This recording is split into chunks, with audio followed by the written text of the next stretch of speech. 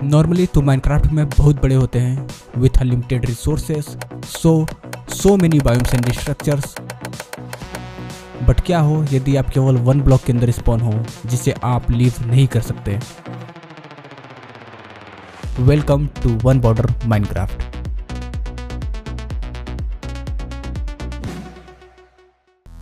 Hello everyone, लीची here. आज मैं सर्वाइव करने वाला हूँ 100 days in 1x1 border Minecraft. But हर एक दिन बॉर्डर एक ब्लॉक एक्सपेंड होगा और मैं बॉर्डर को लीव नहीं कर सकता। इसका मतलब है मेरे पास केवल लिमिटेड रिसोर्सेस हैं, लेकिन चैलेंज की कमी नहीं है, वो बहुत सारे हैं जिसको कंप्लीट करने में मेरा साथ देंगे मेरे दोनों भाई अमीगो और नूब। तो एंजॉय। ओके, वीडियो स्टार्ट करने से पहले I present you the death counter. क्या आप भी थक चुके हैं हमारा मॉड काउंट कर करके और आप इससे परेशान हो चुके हैं? तो आपके सामने प्रस्तुत है द डेथ काउंटर। इस काउंट बार को देखकर आपको पता चलेगा कि हम तीनों में से कौन है प्रो, कौन नूब और कौन बॉट, ताकि आप कंफ्यूज ना हो और कमेंट में केवल उसे गाली दे जो प्रो है। धन्यवाद। ओके, डे 0 को वर्ल्ड ज्वाइन करके हम लोग स्पॉन हुए थे 1x1 बॉर्डर वर्ल्ड के अंदर। इस वर्ल्ड का बॉर्डर हर एक दिन एक ब्लॉक एक्सपेंड होता है, लेकिन अभी तो हम तीनों भाई एक दूसरे में घुसे पड़े थे। पता नहीं हमारी शुरुआत इतनी वियर्ड कैसे हो जाती है। एनीवे, हम स्पॉन हुए थे एक ओक ट्री के ऊपर और हमारे काफी पास में एक विलेज भी था, लेकिन अभी हम वहाँ जा नहीं सकते। तो हमने एक दूसरे को थोड़े थप्पड़ मारे और उसके बाद ट्री को तोड़ने लगे। मुझे 4 लॉग मिल गए और लकली एक ओक सैपलिंग भी मिल गया। मैंने एक क्राफ्टिंग टेबल बनाया और काफी मेहनत से उसे प्लेस करके एक वुडन पिकेक्स और एक्स बनाया और फिर कुछ स्टोन माइन करके मैंने 2 स्टोन के पिकेक्स भी बनाया और एक पिकेक्स को नूब को दे दिया। अब हम लोग 1 ब्लॉक के अंदर फंस चुके थे और हम लोग कुछ कर नहीं सकते, तो हम लोग स्टोन माइन करने लगे, जिसमें मुझे 2 आयरन मिल गए। डे 0 को 2 आयरन काफी सही था, लेकिन फिर भाइयों के अंदर लालच आ गया, तो इसने बनाया मौत का कुआं और डे 0 को ही हमें पहुंचा दिया बेडरॉक पे। हमें वहाँ डायमंड जरूर मिल गए, लेकिन इस बेवकूफ़ के दिमाग में ये आइडिया नहीं आया कि हम लोग वहाँ से निकलेंगे कैसे। तो फिर हमने रात भर बॉर्डर को एक्सपेंड होने का वेट किया। डे 1 बॉर्डर एक्सपेंड हुआ, हमें 4 डायमंड भी मिल गए जिसे हम अभी माइन नहीं कर सकते थे। तो फिर हम साइड को माइन करके ऊपर आने लगे। मुझे एक और आयरन भी मिल गया। फिर इसी तरह माइन करते करते और थप्पड़ खाते खाते हम और ऊपर आए। हमें एक वाटर का सोर्स भी मिल गया। थोड़ा और ऊपर आने के बाद मेरा पिकेक्स ने दम तोड़ दिया। तो फिर मैंने नूब को माइन करने के लिए बुलाया और धक्का मुक्की में मैं नीचे गिर गया और मर गया। अब मेरा डेथ काउंट 1 हो चुका था और भाई लोग अभी भी 0 पे थे, लेकिन ये जल्दी बदल गया क्योंकि इस बार अमीगो ने नूब को ऊपर पहुंचा दिया। जब मेरे भाई लोग साथ में हो तो आपको डरने की जरूरत नहीं है, आपको भी पता नहीं चलेगा कि आपके साथ क्या होगा। कोई नहीं, डे 1 की रात तक हम लोग सरफेस पे आ गए थे अपने एक डेथ काउंट के साथ। क्या कहा? अमीगो अभी भी 0 पे है। 1 सेकेंड, अब 1 हो गया। एनीवे, इसके बाद हम लोग सेपलिंग प्लांट करके बॉर्डर को एक्सपेंड होने का वेट करने लगे। बॉर्डर एक्सपेंड हुआ और हमने सीड्स के लिए ग्रास तोड़ा और हमें मिला घंटा, और अभी तक हमारा ट्री भी ग्रो नहीं हुआ था, तो हम लोग उस पर काला जादू करने लगे, लेकिन ये भी काम नहीं किया। तो फिर मैंने उसे बीच में प्लांट कर दिया और भाई लोग अंडरग्राउंड चले गए थे, तो मैं अकेले ही काला जादू करने लगा, लेकिन वो तो बैकफायर कर गया। फाइनली डे 1 की शाम तक ट्री ग्रो हुआ। उसे चॉप करके हमने सारे सेपलिंग को प्लांट कर दिया। मैंने फिर से कुछ टूल्स बनाए और उसे लेकर माइन करने चला गया। मुझे माइन से 2 कोल भी मिले। मैंने एक कोल का टार्च बनाया और एक को आयरन स्मेल्ट करने में यूज किया। इसके बाद मैं अंडरग्राउंड में टार्च लगाने लगा क्योंकि वहाँ पे बहुत सारे मॉब स्पॉन होना शुरू हो गए थे और भाइयों को लपेटना शुरू कर दिया था। लेकिन मुझे नहीं पता था कि असली खतरा मुझे मॉब से नहीं, मेरे भाई लोग से है और ऑफकोर्स मेरे गेम प्ले से भी है। एनीवे, अभी तक आयरन स्मेल्ट हो गया था, तो मैंने उससे आयरन के टूल्स बनाए और उसे लेकर डायमंड माइन करने चला गया। हमें वहाँ से टोटल 8 डायमंड मिल गए थे, जिसे लेकर मैंने नूब को चिढ़ाया। डे 3 को बॉर्डर और एक्सपेंड हुआ। मुझे कुछ और आयरन भी मिले और अमीगो को एक और मौत। कुछ ट्री भी ग्रो हो गए थे, जिसे चॉप करके मैंने एक चेस्ट बनाया और अपने सारे सामान को उसमें ठूसा। फिर मैंने डायमंड का टूल्स बनाया, लेकिन अफसोस हमारे पास केवल 80 डायमंड थे, तो मैं केवल 2 डायमंड पिकेक्स ही बना पाया। 2 डायमंड बचे थे, तो आप लोगों को पता है उसका क्या बनेगा। फिर मैंने उसे नूब के मुंह पे फेंक के मारा। इतना चुभने लगा हूँ सबको। हमें एक वीट सीड्स भी मिल चुका था, तो मैंने उसे भी उसके मुंह पे फेंक के मारा ताकि वो फार्मिंग कर सके। छुरा तो नहीं हूँ। आयरन को स्मेल्ट करके मैंने वाटर लाने के लिए एक बकेट बनाया और तभी इतना चुभने लगा हूँ सबको। हमने उसे ठीक किया और फिर हम वाटर लेने गए और इसीलिए हमने इसका नाम मौत का कुआं रखा था। और ऐसा नहीं है कि केवल हम बॉट हैं, खैर वो तो हम है ही, बट प्रॉब्लम ये था कि वर्ल्ड का बॉर्डर बहुत छोटा था, तो दुनिया भर के मॉब उसी के अंदर स्पॉन हो रहे थे और हमने उसमें टार्च भी नहीं लगाया था, तो और भी ज्यादा मॉब स्पॉन हो रहे थे। एनीवे, नूब ने कुछ कोल कलेक्ट किया था, तो उसे लेकर मैंने उसका टार्च बनाया। फिर मैं अमीगो के साथ वाटर लेने चला गया और जिस स्पीड से हम नीचे गए थे उसी स्पीड से हम ऊपर भी आ गए। ऐसा तो केवल मेरे साथ एक बार हुआ, लेकिन भाई को तो मॉब ने 3 बार लपेट दिया और उसे देख के तो मेरी हंसी निकल गई। एनीवे, मैंने पूरे मौत के कुएं में टार्च लगाया ताकि वहाँ पे मॉब स्पॉन ना हो। इसके बाद हम लोग वाटर ढूंढने लगे और पता नहीं वाटर कहाँ गायब हो गया। बहुत देर तक हम लोग गोल गोल घूमते रहे। इसी में पता नहीं कहाँ से एक ज़ॉम्बी भी आ गया और उसने मेरी हालत खराब कर दी। मैंने और अमीगो ने बहुत देर तक वाटर ढूंढा लेकिन हमें नहीं मिला और मेरी लंका भी लग चुकी थी, तो हम लोग वापस आ गए। अभी हमारे पास फूड नहीं था और वाटर न मिलने से जो था वो भी स्लो ग्रो हो रहा था। मैंने एप्पल खा के अपने हेल्थ को थोड़ा रिकवर किया। डे 4 तक हमें पता चल गया था कि बिना फूड के सर्वाइव करना हमारे लिए कितना हार्ड था। हमें बॉर्डर के चारों तरफ फूड दिख रहे थे लेकिन हम उसे ला नहीं सकते थे। तो फिर हम एक छोटा सा मॉब फार्म बनाने लगे ताकि हम बोन मिल कलेक्ट कर सके और वीट को ग्रो कर सके। लेकिन वो इतना ज्यादा छोटा था कि वहाँ पे मॉब स्पॉन ही नहीं हो रहे थे। तो मैं उसे और एक्सपेंड करने गया और फार्म तो काम नहीं किया, लेकिन डे 5 तक बॉर्डर के अंदर एक शिप आ गई थी। और देखो, माइनक्राफ्ट बॉर्डर का एक रूल है, बाहर से अंदर तो आओगे लेकिन अब तो नहीं जा पाओगे।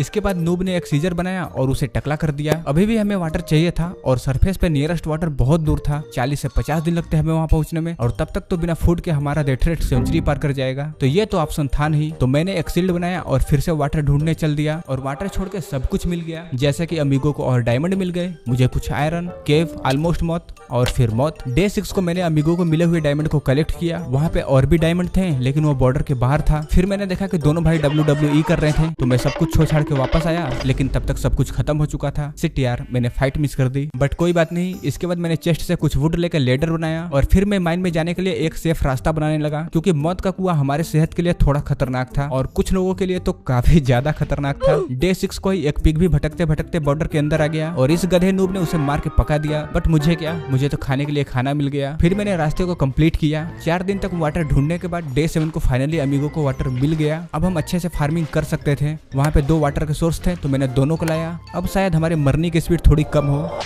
ओह नेवर माइंड, ये तो नहीं होने वाला। बट यदि आप लोग हमारे डेथ काउंटर पर नजर डालो तो हमारे अमीगो भाई बन चुके थे first person double digit achieve करने वाले। तो इसी बात पे कमेंट में गो अमीगो भाई गो स्पैम हो जाए। एनीवे, इसी के साथ नूब ने एक शिप को शेयर कर करके 3 बेड भी बना दिया था, तो अब हम लोग सो भी सकते थे। डे 8 को मेरे पास दिखाने के लिए कुछ नहीं है सिवाय इसके।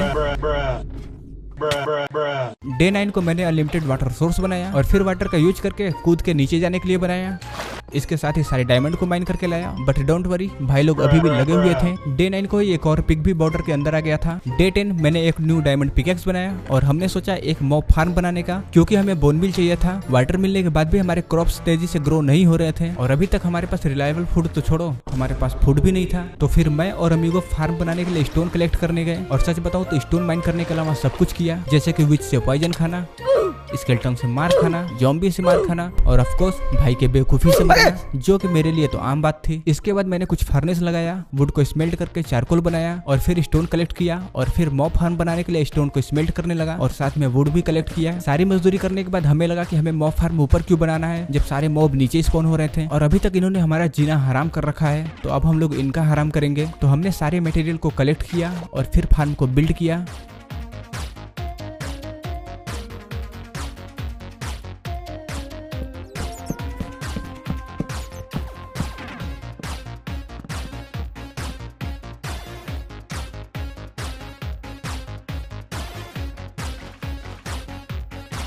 इसके बाद हम आसपास के केव को लाइट अप करने लगे ताकि मॉब फार्म के अंदर स्पॉन हो और हम उनकी कुटाई कर सके, बिल्कुल इस तरह।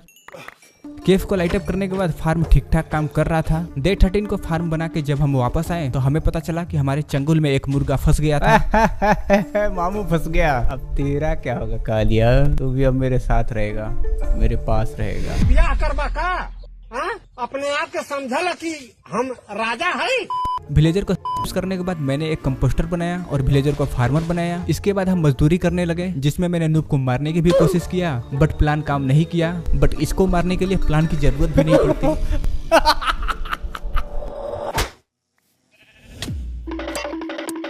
डे 14 की सुबह को मैं विलेजर को काम करने के लिए धमकाने लगा।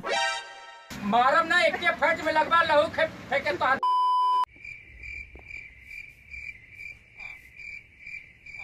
विलेजर से गाली खाने के बाद मैं बोन कलेक्ट करने चला गया, उसे लाकर मैंने भाई को दिया। फिर मैं भाई को एक मैजिक दिखाने लगा तो फिर भाई से गाली खाया। और ये मत पूछना कि दूसरा भाई कहाँ था, वो अलग ही डेट रिकॉर्ड बना रहा था। एनीवे, इसके बाद हमने देखा कि किसी ने हमारे फार्म में एक कैरेट प्लांट कर दिया था और थोड़ी इन्वेस्टिगेशन करने में पता चला कि ये काम विलेजर का था। अब काम किसी का भी हो, हमें खाने के लिए कैरेट मिल गया तो हमारे तो मजे थे। इसके बाद मैं फिर से मॉब फार्म के पास गया तो पता चला कि अमीगो ने फार्म की लंका लगा दिया था, जिसे ठीक करने में मेरी भी लग गई। अब दोनों भाइयों के साथ साथ मेरा डेथ रेट भी डबल डिजिट में जा चुका था। हमने किसी तरह उसे ठीक किया और फिर हम और भी केव को लाइट अप करने गए और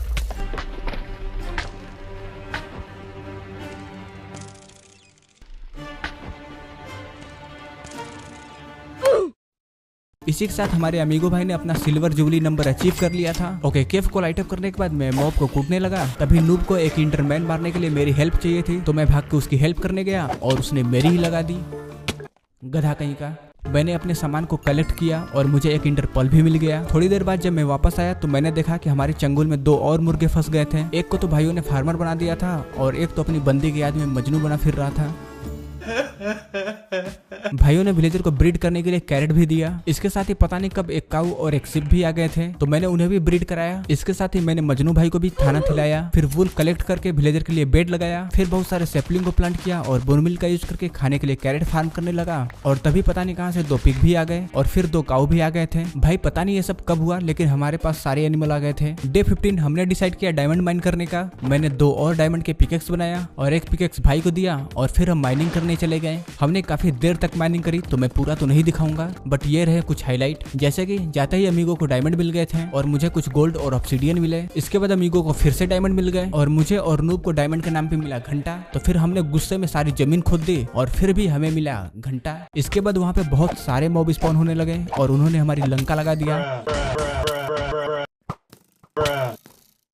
मौत का नाच खत्म करने के बाद हमें पता चल गया था कि माइनिंग से हमारा कुछ भी नहीं होने वाला। तो हमने वहां से 10 ऑब्सिडियन कलेक्ट किया और डे 19 को हम वापस आ गए। वापस आके हम ट्री चॉप करने लगे। हमें बहुत सारा वुड मिल गया। फिर कुछ शवल बना के हमने एरिया को क्लीन किया, विलेजर के लिए और भी बेड लगाया। इसके बाद हमने नोटिस किया कि हमारे विलेजर कहीं गायब हो गए थे। हम फटाफट उन्हें ढूंढने लगे। हमने माइन को भी चेक किया लेकिन उनका कहीं पता नहीं चला। इसी में हमें मॉब फार्म से एक पोटैटो भी मिल गया था। थोड़ी इन्वेस्टिगेशन करने पे पता चला कि सारे कामचोर विलेजर जमीन के अंदर छुपे थे ताकि ये मजदूरी करने से बच जाए। एनीवे, इसके बाद मैंने कुछ पोटैटो को फार्म किया, ग्रेवल से कुछ फ्लिंट निकाला और उसका फ्लैचिंग टेबल बना के विलेजर को जॉब देने के लिए लगाया और कुछ फेंस बना के एनिमल को कैद करने के लिए एक छोटा सा एरिया बनाया और एक एक करके सारे एनिमल को उसमें कैद किया और उन्हें ब्रीड कराया। और फिर कामचोर विलेजर को भी कैद करने के लिए फेंस लगाया और ये देख के विलेजर की फट गई और वो काम करने लगे। मैंने चेस्ट से वुड लिया और उसका स्टिक बना के विलेजर को सेल करने लगा और फिर शिप को शेयर करके विलेजर को और भी बेट दिया। विलेजर के आने से हमारे पास चलता फिरता आयरन फान भी आ चुका था। अगली सुबह और भी स्टिक ट्रेड करके मैं एक विलेजर को टूल स्मिथ बना के उसे अपग्रेड करने लगा। इसके साथ ही मैंने और भी स्टिक को ट्रेड किया, आयरन गोलम को कूटा और एक ब्लास्ट फर्नेस बनाया। अगली सुबह टूल स्मिथ मैक्स होने पे वो हमें डायमंड का शवल और पिकेक्स देने लगा, लेकिन हमें डायमंड का एक्स भी चाहिए था तो मैंने और भी ट्रेडिंग करी और भी आयरन कलेक्ट किया और एक और टूल स्मिथ बना के उसे मैक्स किया। डे 24 को हमें डायमंड एक्स का भी ट्रेड मिल चुका था। अब हमारा टूल्स का प्रॉब्लम सॉल्व हो गया था। मैंने एक और बार ट्रेडिंग करी और इस बार आर्मरर को अपग्रेड करने लगा। वो हमें डायमंड का आर्मर भी देने लगा, लेकिन उसकी प्राइस देख के मेरे पसीने निकल गए। तो मैं तो चेन मिल का ही आर्मर पहन के खुश था। जब तक मैं ये सब कर रहा था, भाई लोग फुल डेडिकेशन के साथ ट्री चॉप कर रहे थे। 4 दिन तक ये केवल मजदूरी किए। हमें डायमंड के टूल्स तो मिल गए थे, लेकिन इंचेंटमेंट बहुत अच्छी नहीं थी, वो बहुत ज्यादा स्लो था। लेकिन हमारे पास बुक नहीं था, तो ना तो हम इंचेंटिंग टेबल बना सकते थे और ना ही विलेजर को लाइब्रेरियन बना सकते थे। बुक बनाने के लिए हमें शुगर केन चाहिए था और हमारा नियरेस्ट शुगर केन तक बॉर्डर एक्सपेंड होने में 40 से 50 दिन लगने वाले थे। तो अभी तो हमें इस बकवास टूल से ही काम चलाना पड़ेगा। इसके साथ ही बॉर्डर ऑलमोस्ट विलेज के पास पहुंच गया था। इसके बाद मैंने ऑब्सिडियन लिया और एक नेदर पोर्टल बनाया। भाइयों ने भी अपना जालीदार आर्मर पहना और डे 25 को हम नेदर चले गए। हमें लगा कि नेदर में तो बॉर्डर नहीं होगा, लेकिन नहीं, हमारा वहां भी कट गया और हमारा स्पॉन भी बेसाल्ट डेल्टा में था, नेदर का सबसे घटिया बायोम। बस इस स्पॉन की एक अच्छी बात थी कि पास में वार्प फॉरेस्ट था, जहां से हमें इंडर ड्रैगन मारने के लिए इंडर पल्स मिल जाएंगे। आसपास हमें कुछ इंटरेस्टिंग दिख नहीं रहा था तो हम वापस आ गए। इसके बाद हमने कुछ बिल्ड करने का प्लान किया। डे 26 हो गया था और अभी तक हमने कुछ बिल्ड नहीं किया था, तो हमने सफाई शुरू करी और फिर पता नहीं क्यों हम लोग माइन में चले गए। नूब को एक बार और मरवाने के बाद हम लोग वापस आए और फिर हम बेस के बीच में एक वॉच टावर बिल्ड करना शुरू किए। थोड़ा सा टावर बिल्ड करने के बाद हमें याद आया कि हमें कुछ आयरन भी चाहिए, तो अमीगो ने कुछ विलेजर को पकड़ा और एक आयरन फार्म बनाने लगा। और भाई इसने आयरन फार्म का सबसे घटिया डिजाइन बनाया। अब कहानी सुनो। मैंने भी फार्म के लिए कुछ मटेरियल बनाया, निदर से लावा ला के भाई को दिया और इसने फार्म कंप्लीट किया। अब हमें फार्म के अंदर एक ज़ॉम्बी चाहिए था। रात हो रही थी तो मैंने सारे टार्च को हटाया, एक ज़ॉम्बी स्पॉन हुआ। मैं ज़ॉम्बी को फार्म के अंदर ट्रांसफर करने लगा और तभी एक आयरन गोलम आया और खत्म। फिर सुबह हो गई तो हम लोग कुछ कर नहीं सकते थे, तो हम नेदर चले गए। हमने वहां से वार्प वुड कलेक्ट किया। कुछ आयरन गोलम नेदर में आ गए थे और वो इंडरमैन की कुटाई कर रहे थे, तो इसी में भाई को वार्प लाइनियम भी मिल गया। फिर मुझे एक इंटरपल मिल गया और गोलम भाई से मजाक करने में मेरा भरता बन गया। मैंने अपने सामान को कलेक्ट किया, कुछ वार्प ट्री के लिप्स को कलेक्ट किया, नेदर रॉक माइन किया, फिर वापस आए। तब तक रात भी हो रही थी तो मैंने आयरन फार्म में फिर से ज़ॉम्बी ट्रांसफर किया। सारे एरिया को लाइट अप करके हम लोग सो गए। सुबह हमने चेक किया तो आयरन फार्म काम नहीं कर रहा था क्योंकि ज़ॉम्बी फिर से गायब हो गया था। बना दिया। अब हमें फिर से रात होने का वेट करना था, तो मैं बोन मिल कलेक्ट करने के लिए मॉब मारने गया तो क्रीपर ने मेरी मार ली। लेकिन इस बार सिचुएशन कंट्रोल में था। इसी में मुझे 6 डायमंड भी मिल गए। अरे मैंने फार्म को ठीक किया लेकिन वो काम नहीं कर रहा था क्योंकि दिन बीतने के साथ साथ बॉर्डर और भी एक्सपेंड हुआ था, तो मॉब फिर से केव के अंदर स्पॉन होने लगे थे। सारे मॉब को मार के हमने फिर से केव में टार्च लगाया और फिर से मॉब फार्म काम करने लगा। वापस आके हमने ओवरवर्ल्ड में ही कुछ वार्प ट्री को ग्रो किया और तब तक रात भी हो गई थी, तो मैंने एक और ज़ॉम्बी को पकड़ा और फाइनली इस बार आयरन फार्म काम करना शुरू किया। फाइनली डे 32 को हमने वॉच टावर बनाने के लिए सामान कलेक्ट किया और फिर उसे कंप्लीट किया।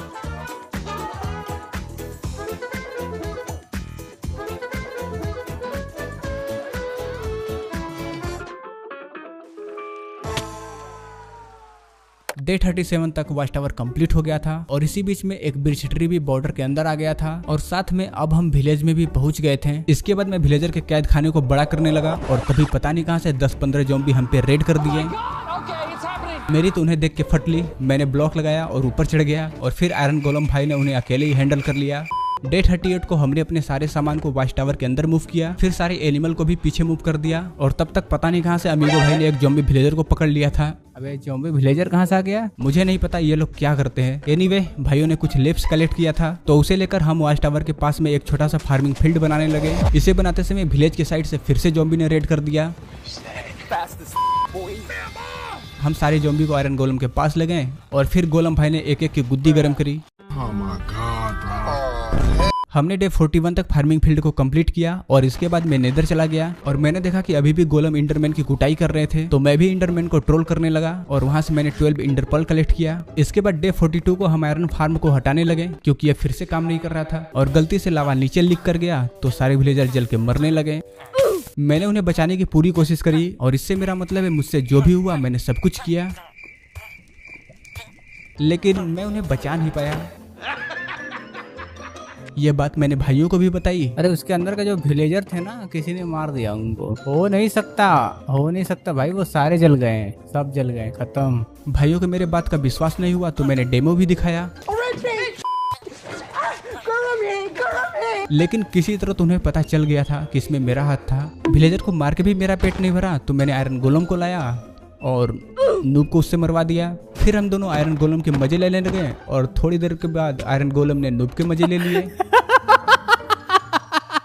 भाई की जो इज्जत है भी नहीं, उसे डुबाने के बाद हम विलेज के हाउस को हटाना शुरू किए। एक हाउस को मैंने हटाया और नूब ने एक हाउस का अलादीन का उड़ता हुआ कालीन बना दिया था। डे 44 को मैंने बहुत देर तक मजदूरी करी, फिर स्टिक बना के विलेजर को सेल किया। थोड़ी देर और मजदूरी करने के बाद मेरे पास ऑलमोस्ट 3 स्टैक एमराल्ड कलेक्ट हो गए थे, तो मैं आर्मरर से डायमंड के आर्मर बाई करने लगा और 3 लैगिंग और बूट बाई करने के बाद मैं फिर से गरीब हो गया, तो मैं फिर से मजदूरी करने लगा और मजदूरी कर करके मेरा दिमाग खराब हो गया। तो मैंने कुछ कैरेट फार्म किया और विलेजर को ब्रीड करने के लिए दिया। फिर हम अमीर होने के लिए नंबर 2 का काम करने लगे, जिसमें अमीगो मेरा क्राइम पार्टनर बना और हम दोनों ने बना दिया स्ट्रिंग डुपर। मैंने कुछ बैरल बना के विलेजर को जॉब दिया और विलेजर को स्ट्रिंग सेल करके अमीर होने लगा। आई नो कुछ लोग बोलेंगे भाई ये तो चीटिंग है, तो मैं कहना चाहूंगा तुम लोग जलते हो हमारे डायमंड आर्मर से, तुम लोग बस हमें मजदूरी करते हुए देखना चाहते हो, तुमसे हमारी अमीरी हजम नहीं होती।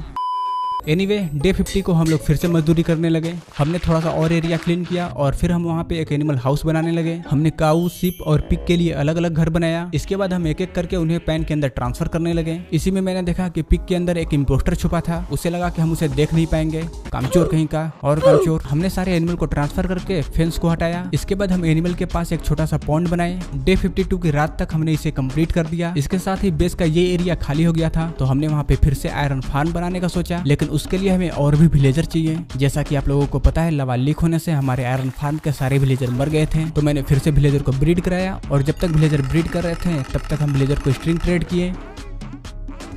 मैंने इधर से फिर से लावा लेकर आया और आयरन फार्म बिल्ड करना शुरू किया।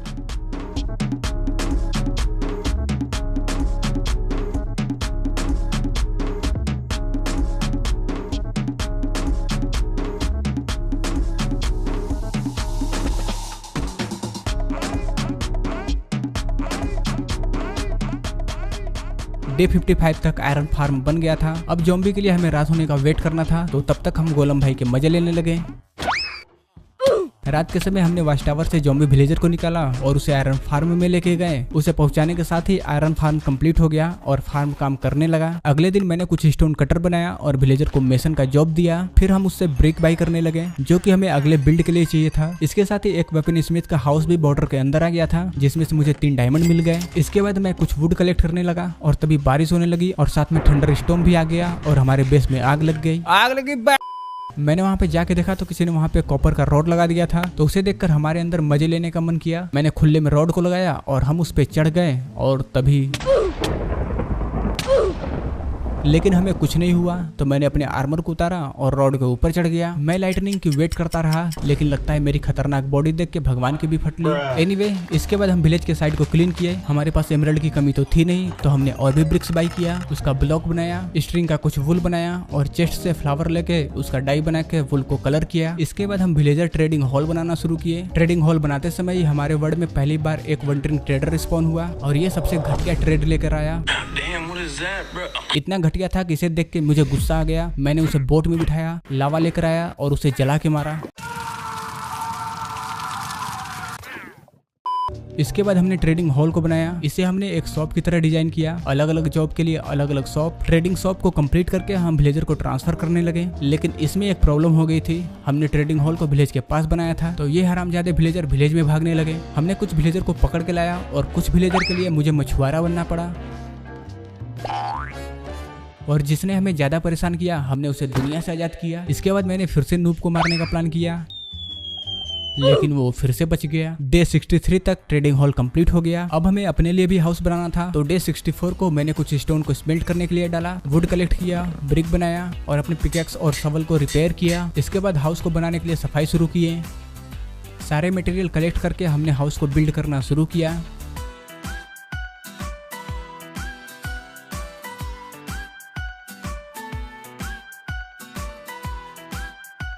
डे 74 तक हाउस ऑलमोस्ट कंप्लीट हो गया था, बस कुछ डिटेलिंग और डेकोरेशन बचा था। इसके साथ ही हमें ग्लास भी चाहिए थे और फाइनली बॉर्डर इतना एक्सपेंड हो गया था कि अब हम शुगर कैन को भी कलेक्ट कर सकते थे। मैंने उसे फार्म किया। अब ये ग्रो होगा तब हम विलेजर को लाइब्रेरियन बना के ग्लास बाई कर सकते थे। तब तक हम अपने हाउस के आसपास को डेकोरेट करने लगे।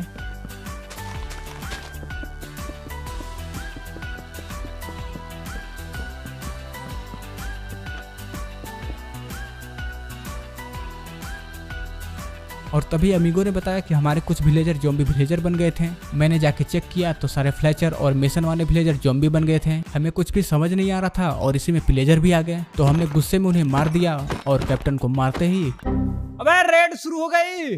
फर्स्ट राउंड तो हमारे लिए बहुत इजी था। सेकंड राउंड थोड़ा हार्ड होता, तो इससे पहले ही मैंने सारे बचे हुए विलेजर को सेव किया। सेकंड राउंड में कुछ विंडिकेटर आए और हमारा कुछ भी नहीं उखाड़ पाए। थर्ड राउंड में रावेजर आया, तो मैं उसके लिए लावा ले आया। आते ही इसने कुछ नशा कर लिया था, हम इसे दिखाई नहीं दे रहे थे। मैंने उसे पहले लावा में जलाया और फिर उसे मौत दे दी।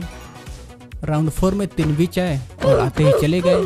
राउंड 5 में इवोकर, रावेजर, विंडिकेटर सब आ गए। अरे यही भी स्पॉन हो गई है तो। अरे भाई और पहली बार हमें डर के भागना पड़ा। विंडिकेटर तो हमारे पीछे पड़ गए, मुझे दौड़ा दौड़ा के मारा। मैं हाफ हार्ट पे बचा था, एक तीर लगता और मेरी लग जाती। मैं तो किसी तरह भाग के बच गया, लेकिन नूब निकल लिया। और एक बार नहीं 2 बार हेल्थ फुल करके मैंने फिर से मारना शुरू किया।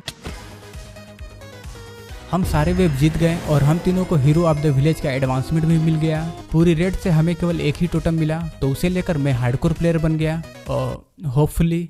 एनीवे, इसके बाद मैंने शुगर केन को फार्म किया और अगली सुबह फिर से पिलेजर आ गए। इसके साथ ही इनका कैप्टन भी आया था और हम दोबारा रेड के लिए तैयार नहीं थे, तो फिर मैं उसे आयरन गोलम के पास ले गया और उसके मुलाकात करवाई। एनीवे, इसके बाद हमने फिर से काम करना शुरू किया। अपने बेड को हाउस के अंदर लगाया और इतने बड़े हाउस में केवल हमारा बेड था। फुल गरीबों वाली जिंदगी थी हमारी। इसके बाद मैंने विलेजर के पास कुछ बेड लगाया, पोटैटो फार्म करके उन्हें ब्रीड करने के लिए दिया। इसके बाद शुगर केन को ग्रो होने का वेट किया, लेकिन अभी भी इसमें टाइम लगने वाला था। तब तक मैंने एक स्टोरेज एरिया बनाया और भाइयों ने ये पता नहीं क्या बनाया। फाइनली हमारे पास 9 शुगर केन हो गए, जिनका बना 9 पेपर। काउ से लेदर उधार लेके मैंने बनाया 3 बुक, फिर उसका बुक सेल्फ और फिर एक लेक्टर्न। फिर मैं एक विलेजर को लाइब्रेरियन बना के उसे अपग्रेड करने लगा। अब हमारे पास बुक्स की भी कमी नहीं थी। मैंने लाइब्रेरियन से कुछ ग्लास बाई किया और उसका व्हाइट स्टैंड ग्लास बनाया और फिर उसे हाउस में लगाया।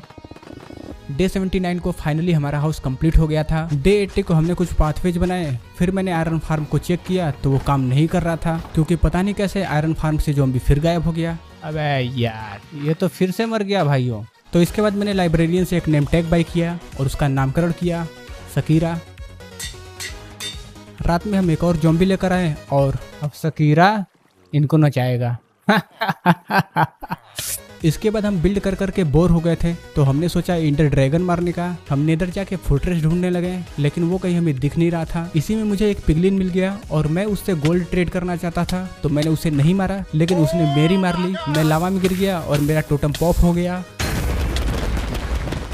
मैं किसी तरह तो बचा। फिर मुझ गधे को याद आया कि हमें ट्रेड करना ही क्यों है, हमारे पास इंटरपल्स तो पहले से ही है, हम तो ब्लेज रोड लेने आए थे। मतलब मेरा कट गया था। एनीवे, हमने चारों तरफ देखा, हमें कोई भी स्ट्रक्चर नहीं मिला, ना ही बास्टियन और ना ही फोर्ट्रेस। तो ये तो कंफर्म हो गया था इस वर्ल्ड में हम ड्रैगन नहीं मार सकते। तो हमने कुछ नेदर रॉक माइन किया और उसे लेकर हम वापस आ गए। मैंने नेदर से 4 बकेट लावा लाया और उसका ऑब्सीडियन बनाया। अब हमारे पास बुक भी था, तो मैंने एक इंचेंटिंग टेबल बनाया और उसे सेटअप किया। इसके बाद मैंने चेस्ट से लेपिस लेके अपने पिकेक्स को फिर से इंचेंट किया। और सच बताऊं तो पता नहीं क्यों मैंने विलेजर से भी कुछ पिकेक्स बाई किया और उसे भी इंचेंट कर दिया। और अब मेरे पास बहुत सारे इंचेंटेड पिकेक्स हो गए थे, तो मैंने 2 पिकेक्स को नूब को दे दिया। जब तक मैंने ये सब किया, नूब ने नेदर से लावा लाके बहुत सारे ऑब्सीडियन बना दिया था, तो हमने उसे माइन किया और इस ऑब्सीडियन का यूज करके हम एक कस्टम नेदर पोर्टल बनाने वाले थे। इसके लिए हमने नेदर से कुछ वार्प वुड कलेक्ट किया, नेदर रॉक को स्मेल्ट किया और फिर मैं और नूब पोर्टल बनाने लगे। और जब तक हमने पोर्टल बनाया, अमीगो ने ये बनाया। मुझे नहीं पता कि यह क्या था, बट अच्छा तो लग रहा था। डे 87 तक हमें बेस में जो भी चीजें बिल्ड करनी थी हमने बिल्ड कर लिया था और हमारा बेस पूरी तरह से कंप्लीट हो गया। लेकिन 100 डेज होने में अभी भी 13 डेज बचे थे और हमें कुछ समझ नहीं आ रहा था कि हमें क्या करना चाहिए। हमने अपना ऑलमोस्ट चैलेंज भी कंप्लीट कर लिया था, एक को छोड़ के। काफी देर तक सोचने के बाद हमने डिसाइड किया कि हम नेदराइट आर्मर बनाएंगे। हमने तैयारी शुरू करी। TNT बनाने के लिए हमारे पास सैंड नहीं था, तो हम बेड का यूज करेंगे। मैंने कुछ वुड कलेक्ट किया, नूब ने स्ट्रिंग से वूल बनाया। हमने फार्मर से गोल्डन कैरेट बाई किया, सारे गोल्ड को स्मेल्ट करके कुछ गोल्डन एप्पल बनाया। और डे 89 को मैं और नूब एंसेंट डेब्रिज माइन करने नेदर में चले गए। इसके बाद हम वाई लेवल 14 पे जाने लगे, क्योंकि वहाँ पे एंसेंट डेब्रिज मिलने के ज्यादा चांस होते हैं। नीचे जाते समय ही मुझे 2 डेब्रिज मिल भी गए, फिर नूब को भी 2 डेब्रिज मिल गए और तब तक अमीगो भी गिरता पड़ता आ गया था। तो फिर हम अलग अलग होकर माइनिंग शुरू किए। मुझे 3 और एंसेंट डेब्रिज मिले और फिर अमीगो बेड ब्लास्ट करके मर गया और थोड़ी देर बाद नूब लावा में तैर गया और ये दोनों गेम छोड़ के भाग गए। मैंने थोड़ी देर तक अकेले माइनिंग करी। फिर मुझे याद आया कि हम लोग तो 1.20 में खेल रहे हैं और इस वर्जन में नेदराइट के आर्मर और टूल्स बनाने के लिए नेदराइट अपग्रेड टेम्पलेट चाहिए और वो तो हमारे पास है नहीं। तो हम नेदराइट माइन करके करेंगे क्या? तो फिर मैं भी वापस आ गया। हमारे पास टाइम तो बचा था, लेकिन हमारे पास करने के लिए कुछ नहीं था। और इससे पहले कि हमारा टोटल डेथ काउंट सेंचुरी पार कर जाए, वीडियो होता है यहाँ पे खत्म। लाइक शेयर सब्सक्राइब आपके हाथ में है। मैं मिलता हूँ अपने भाइयों के साथ अगली वीडियो में। तब तक के लिए बाय।